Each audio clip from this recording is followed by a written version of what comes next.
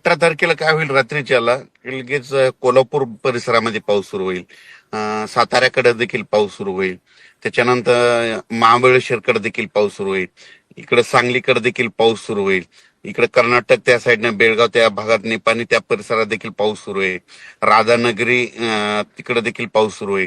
त्याच्यानंतर सोलापूर जिल्ह्यात देखील 18 तारखेला बऱ्याच ठिकाणी पाऊस थोडा दिसत. लातूर जिल्ह्यात देखील दिसल, धाराशिव जिल्ह्यात देखील दिसल आणि बीड जिल्ह्यात देखील दिसल 18ला. म्हणजे एकूणच असं आणि मग म्हणताय की तुम्ही 18 तारखेला मराठवाडा असेल किंवा पश्चिम महाराष्ट्र या ठिकाणी इथल्या बऱ्याचशा जिल्ह्यांमध्ये पाऊस पडू शकतो. त्याच्यामध्ये साताऱ्याचा एक प्रश्न आपल्याकडे आहे. शमा रशीद यांनी विचारलाय की साताऱ्याची परिस्थिती नेमकी काय आहे. तर साताऱ्यामध्ये सध्या कशी परिस्थिती आहे आणि पाऊस कधी पडू शकतो? साताऱ्यातल्या सर्व जनतेला सांगू इच्छितो की साताऱ्यामध्ये काय होणार आहे, 18 तारखेपासून ते 29 एप्रिल पर्यंत चांगलं असं वाटेल की आता आभाळ म्हणजे ढगाळ वातावरण राहील आणि दररोज एकदा आजूबाजूच्या परिसरात पाऊस येईल. म्हणजे त्यांना वाटेल की आता अच्छा, पावसाळा सुरू म्हणजे हे झाला, अशी 10 परिस्थिती दिवस त्यांना. म्हणजे 18 तारखेपासून ते 29 पर्यंत म्हणजे 10-11 दिवस पावसाची स्थिती राहील असं तुम्ही म्हणताय साताऱ्यामध्ये?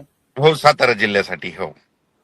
ओके. आणि त्याच्या व्यतिरिक्त आता 18 तारखेचं तुम्ही मराठवाडा असेल किंवा पश्चिम महाराष्ट्र इथं पाऊस पडेल असं सांगितलेलं आहे. आणि त्याचबरोबर तुम्ही सुरुवातीला सांगितलं होतं की मुंबई आणि आजूबाजूचा जो परिसर आहे तिथेही पाऊस पडू शकतो. तर इथं नेमकं कोणत्या तारखेला पाऊस पडू शकतो? मुंबई परिसरामध्ये काय होणार आहे, 21 तारखेच्या नंतर म्हणजे 21 पासून ते 28-29 एप्रिल पर्यंत मुंबई म्हणजे कोकणपट्टी पूर्ण म्हणजे सातारा, कोल्हापूर, सातारा, पुणे, पुणेचा पश्चिम भाग, त्याच्यानंतर मावळ, त्याच्यानंतर जुन्नर तालुका, आंबेगाव तालुका, तसेच इगतपुरी, कल्याण, डोंबिवली, मुरबाड, हे असा परिसर काय होईल याच्यापर्यंत, नंदुरबार पर्यंत ह्या पट्ट्यामध्ये मात्र 21 पासूनच वातावरणात बदल होईल.